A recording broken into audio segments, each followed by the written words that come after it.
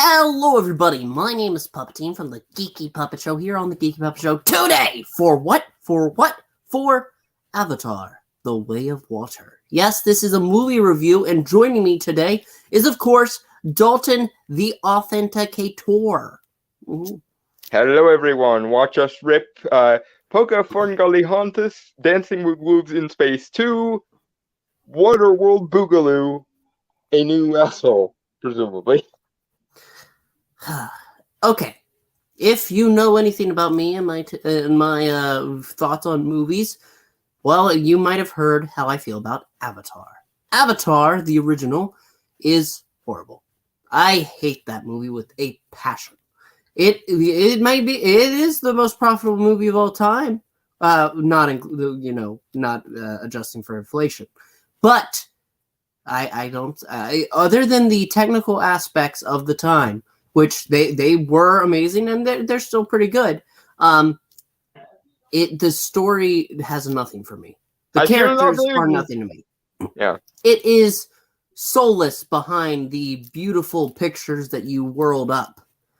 But it's time for a sequel. We're doing a sequel. It's been how many years, Dalton? 13 freaking years. And all the while, James Cameron has been running his mouth about how every blockbuster concept is inferior to him because reasons while making this movie. Which is why I am going to be more than satisfied while ripping this movie a new a-hole, because I've got a level with you. I don't have hate for the first Avatar. I describe it as aggressive indifference. And aggressive indifference is one thing.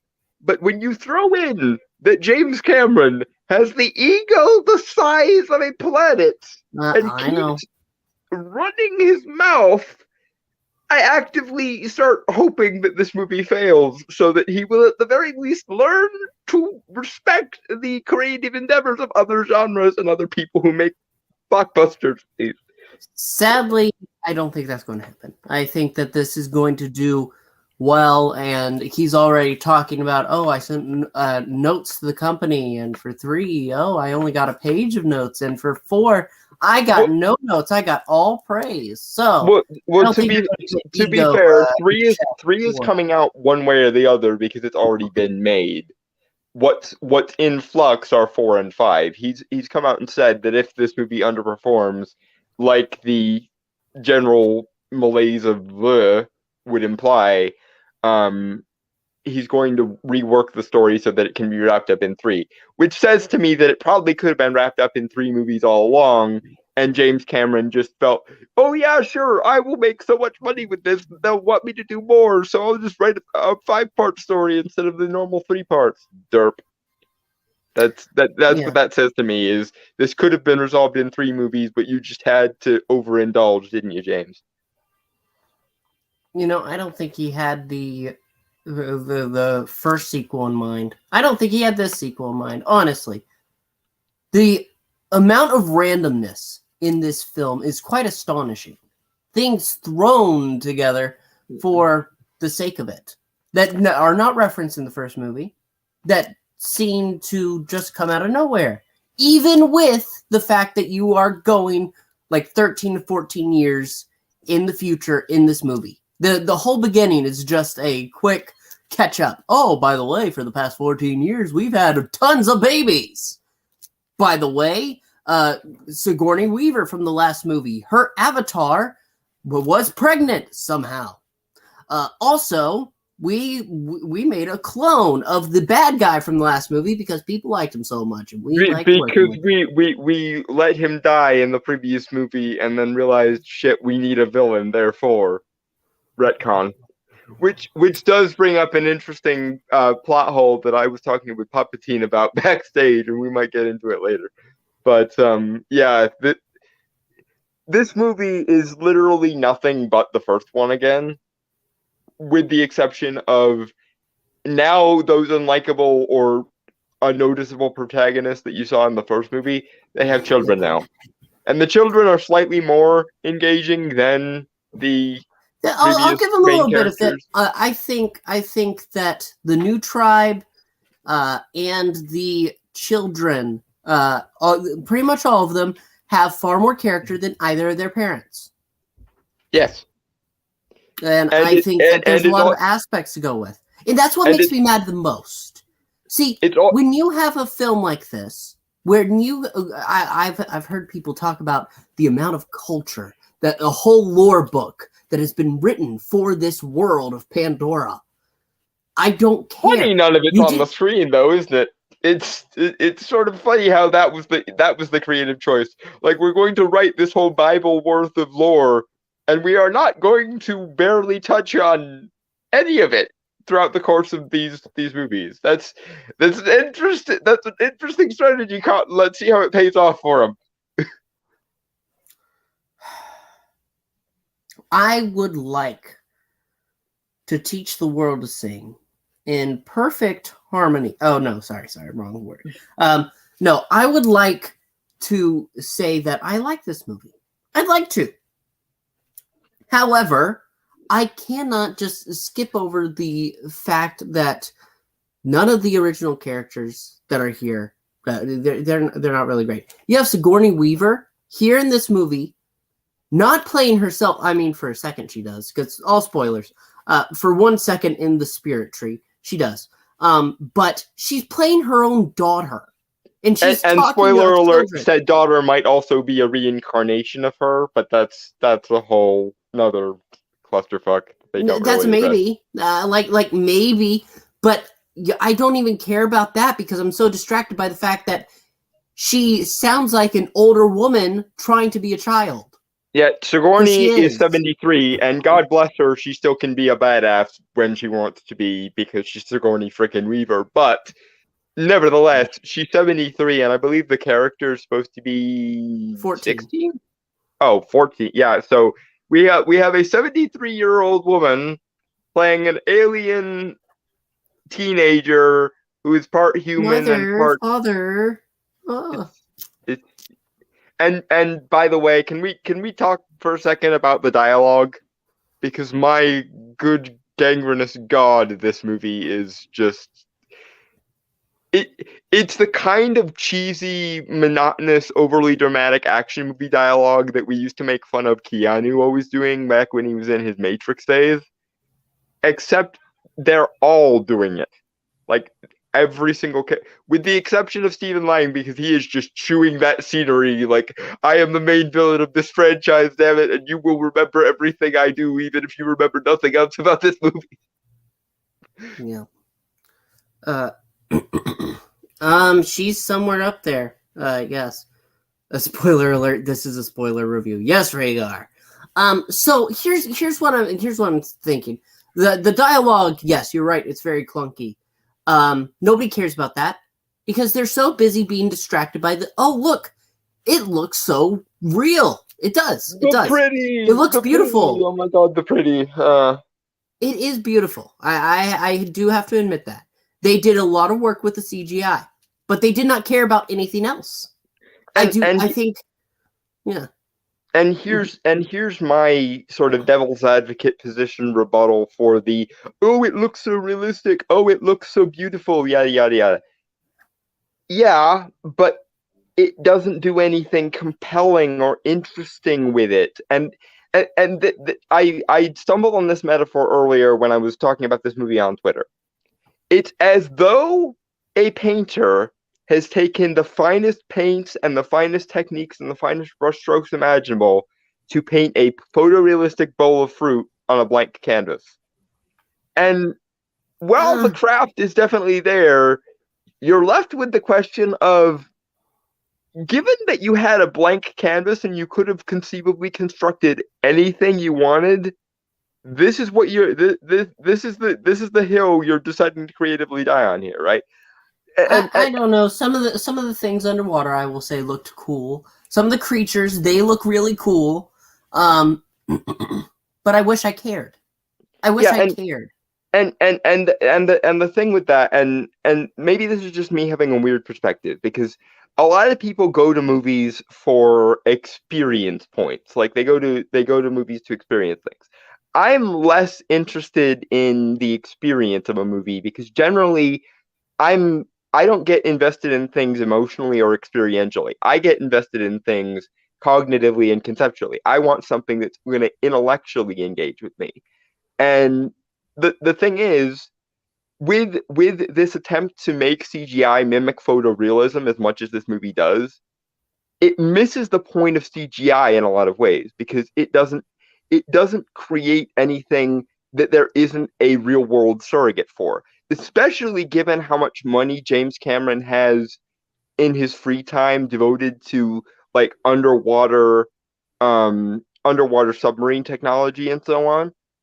Half of this movie you could have just literally hooked a camera up to one of those submarines, gone down into the actual ocean, recorded some footage from that, and then like overlaid the CGI on top of it. And the same thing is to some degree true of the last movie of like why didn't you at least for part of this go to an actual rainforest and then relay a CGI environment over the top of it? Because here's the thing.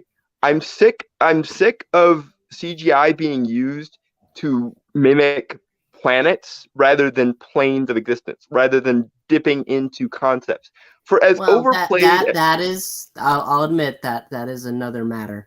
But I do want to touch upon this. Rhaegar, yes, I am very charitable with quite a few films because there's something to enjoy. Even Violent Night, I enjoyed that far more than I enjoyed this because it was bad. It was amazing, bad. Actually, it was bad. But it was so great at being bad. But I think it was Violent Night, and this is the other thing, and this is something I harp on all the live long time. So bear with me if you guys have heard me harp on this point too much. But something I feel like we've lost in our movies and in art in general is this notion of the value of sincerity. Something like Violent Night was a cheesy, over-the-top B movie, but it was trying to be, and it was in love with being a cheesy, over-the-top B movie. Yep. This movie, on the other hand, has no soul, none. No. It gets a little there. It almost gets there because this is trying to. It has a story of family, and so whenever you touch into that, whenever you talk about, oh, these are my children. Oh, this is my family. I need to protect them. That there's something there that people can tap into. There's somebody in your life that you consider family that you would protect. So you feel for that. However, that does not make up for the fact that the rest of it just feels ultimately like nothing. It's a nothing burger. It is the most beautiful. You know that episode of SpongeBob SquarePants where they are able to spray Krabby Patties. And inside, they are filled with this gray gunk. Oh, and, it may have been tasty. The parody of TGI Fridays or Friendlies thing when Mr. Krabs sold the restaurant to the like corporate conglomerate or whatever. I can't remember that. I think that was the episode with the like 3D printed gray goo Krabby Patties. And it's sad, but I remember random trivia about episodes of SpongeBob more than I remember the first movie in this franchise of a movie I just watched. Of course you did. Wrong thing. But yes, you need to pee. Derpy50 first. If you would give us your opinion, I would be happy to hear it. If you liked it, that's still we would like to hear why all that. And you're not going to be attacked, even though we're pretty unhappy with this. We will reserve the right to aggressively disagree with you. Yeah, that's right. But we're happy to have you here. The Fast and Furious franchise, family. When you talk about that, they have these elements. I feel like what this is James Cameron just wanted an excuse to do an animated film without putting in the animated film work. That's what this is like. Because he has people doing the face cams, yes. The facial rigs. However, how much of this movie has actual people in it? quite a little. It's very little. Maybe 10 minutes. If you like line it up end to end, it would amount to about 10 minutes, maybe, if I'm being generous. But another parallel I would make to give people some semblance of the idea of what I found this movie to be is it's the worst aspects of Michael Bay and Christopher Nolan, but combined. Because Michael Bay has that irritatingly like lowest common denominator bombasticness that he does in all of his action blockbusters. And Christopher Nolan does this thing where every movie he makes is technically immaculate, but it has no soul whatsoever. It's almost like modern James Cameron, and I'm drawing a distinction between the James Cameron that made the Avatar movies and the James Cameron who gave us T2, because he's clearly lost his spark creatively many times over. But modern James Cameron appears to be what would happen if you took a Michael Bay movie but had Christopher Nolan direct it. Like, it has the same like lowest common denominator bombast of a Michael Bay movie, but it has the technically immaculate but soullessness of a Christopher Nolan movie, which is the worst aspects of those two directors combined into one. And let's be real here. James Cameron has the ego of both of those two men combined. He has the worst aspects of both of those two people. Yeah. I can see what you're saying. Froggy, did you know I was an Avatar too? You would have made it a lot more entertaining, Froggy. Especially when I would come on screen and pelt you with various boots to the head. Oh well, yeah, that would be fun to see too. That's what this movie needed. This movie needed like a Deadpool style fourth wall breaking character going, well, this is all very soulless dreck, isn't it? I don't think I would agree with that. That's right. But hey, no foul talk of Michael Bay, the Explosion King. And you guys joke about that parallel, but the third act of this movie is very, very explosion heavy. It's the same beats as the first one. The first one follows the same thing. Person familiar with one world gets thrown into a world that's similar to their own, however, very different, and you have to adapt. But we've adapted before, and we'll get through this. Sully stick together, even though there weren't any Sullys in the last one. But Puppetine, the last movie was very clearly about the rainforest, and this movie is very clearly about whaling. It doesn't matter that it's that both of those respective ideas were out of date when Captain Planet attempted them like 30 freaking years ago.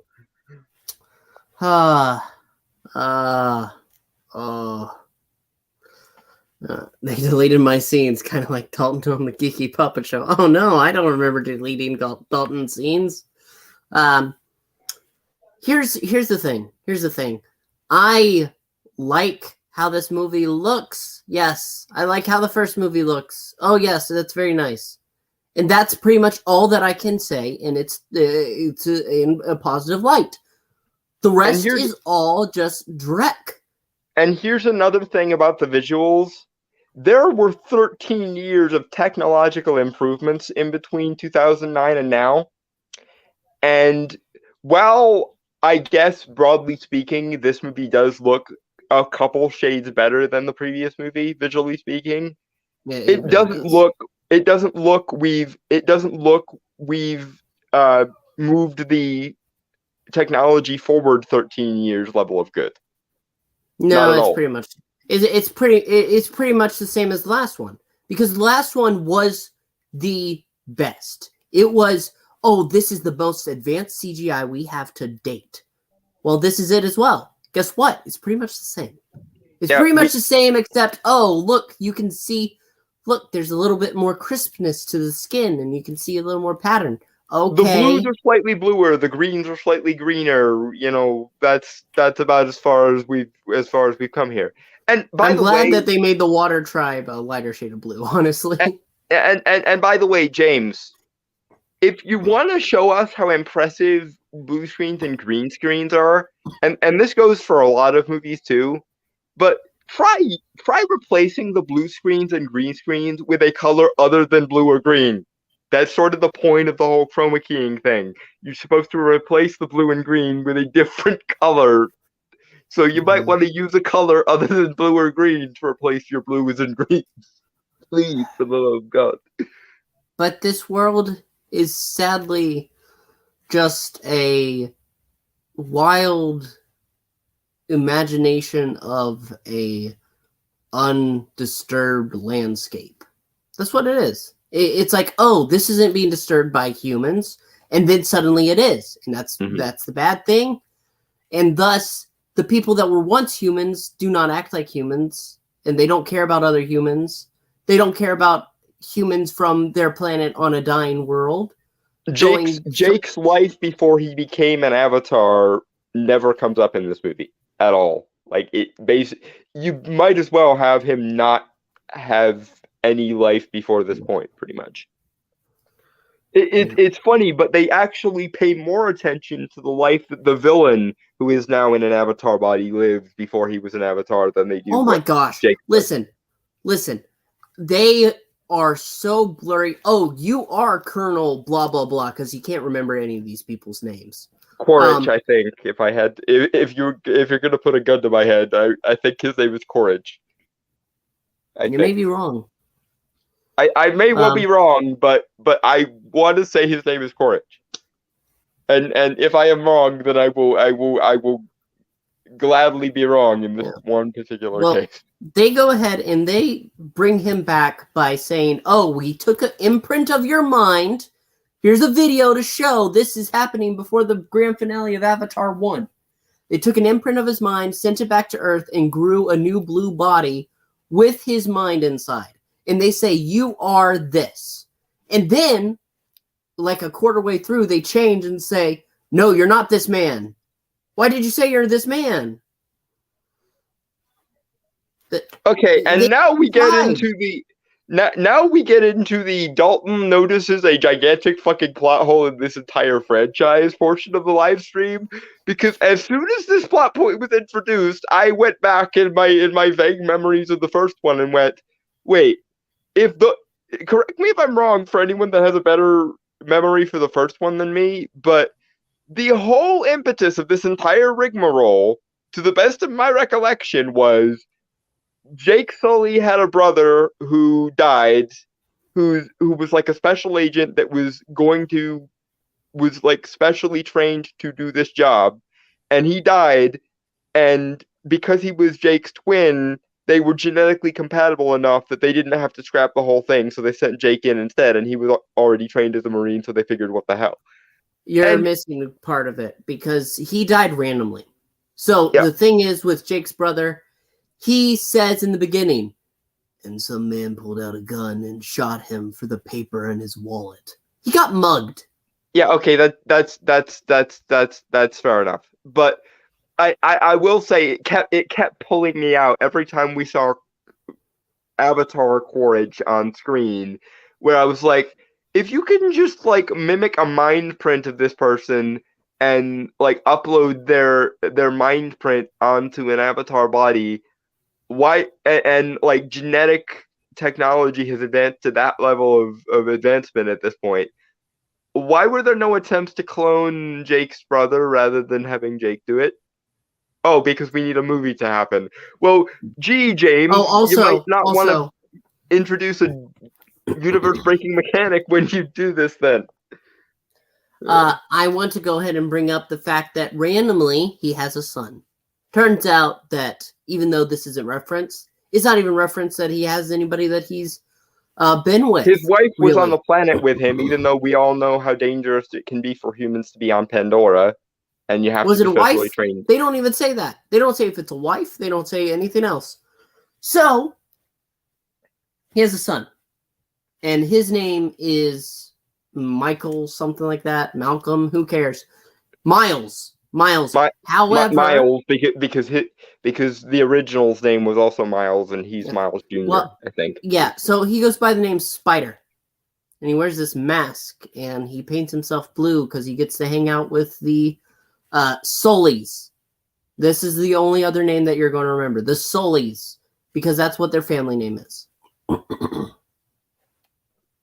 That's it. Which this would have been an interesting place to put like the difference between like Na'vi marriage shit and human marriage shit. But that's never touched on. Neytiri never has a problem with being called Mrs. Sully, even though that's a very human custom that appears to just be the same in the Na'vi culture now. Because even though the entire like purpose of investing you in this story is because this has such a vast and complex culture, we're never actually going to make that vast and complex culture amount to anything other than occasional quasi-spiritual or magical MacGuffins because reasons. Yep. It wants to be this. It wants to be spiritual. It wants to be deep, and it all has the depth of a thimble. James Cameron wants to be Gene Roddenberry or J.R.R. Tolkien, but he doesn't understand Gene Roddenberry or J.R.R. Tolkien's line of thinking. And therein lies the problem. He wants the Na'vi to be a famous alien race right up there with like the Klingons or the Vulcans or the Cardassians and so on and so forth. But he won't put in the work to make them feel like a real culture.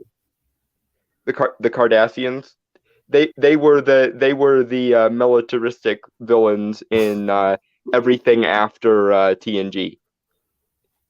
I heard of the Kardashians, and I was like, "Well, they are aliens, and they are popular in American." Yeah, no. One of the best episodes of Star Trek: The Next Generation, where Picard gets captured and tortured. The famous "There Are Four Lights" episode. That guy was a Cardassian commander named Goma Tech, I believe. I'm sorry, Dalton. I have to agree with Rhaegar here. The Kardashians are the aliens you are referencing. No, because let's be fair. The Cardassians are probably smarter than the Kardashians. That's not hard to do. Anyway, no, it's not a high bar, but the bar is cleared. Is my point. Those gams, those artificial gams, those silicone gams, Froggy. Yes. So we've talked this movie to death. What's going to happen in the next one is they are with the water people now. And they're going to stay with the water people. So they say, oh, there's one son. He's the eldest son. He dies. And evil Courage Na'vi clone character is presumably still going to be the villain in the next one because he lives to "I'll get you next time" sully another day. However, it's because of his son Spider. So they tried to go ahead and include a personal complexion there. He's going to have to choose between his adoptive father who actually raised him and his biological father, and it's going to create all sorts of tension and yada yada yada. To be fair, Jake Sully's wife is a crazy bitch. I mean, this is true, but she did marry someone from another planet, so are we really that surprised? Like, are we really that surprised that she's a bit of a crazy bitch? I think they've already completed filming on 3, at least. And they have. So even if this one massively underperforms, I hope, for the sake of shot. But okay, because here's the thing. Even the more charitable like box office predictors are only predicting like between 150 and 175 opening weekend domestically for this. So and China's not going to be able to contribute much because they're caught between the rocks and hard places of COVID lockdowns, air quotes, or civil unrest on the other. So it's like I think there's a good chance that this movie will underperform. It won't historically bomb like a Strange Worlds or a Lightyear, mind you. It'll probably still make my prediction is about 822 million. That's my prediction for where I expect Avatar: The Way of Water to end up based on all the various factors.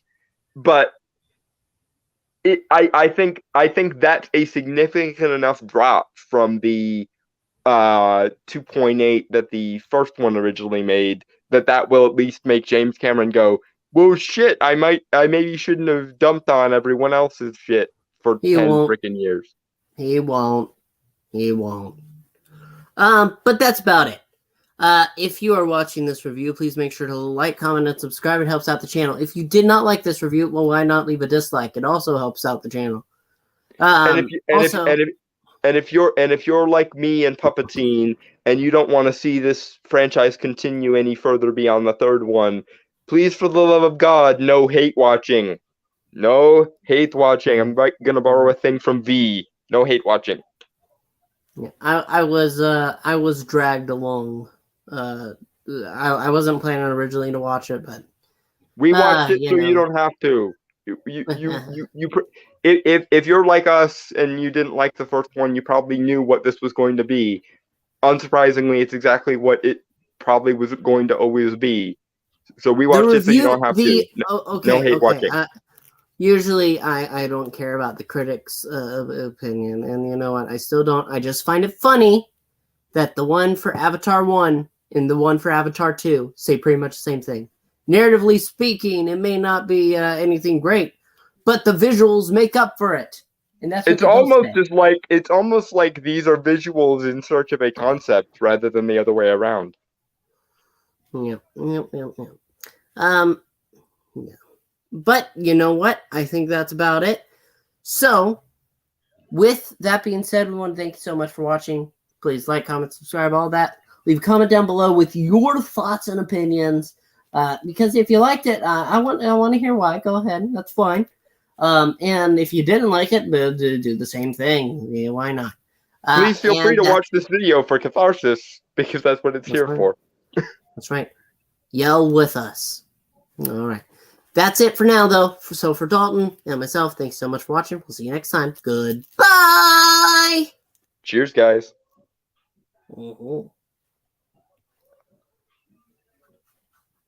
I'm blue. Bada bee da ba die. Bada bee da.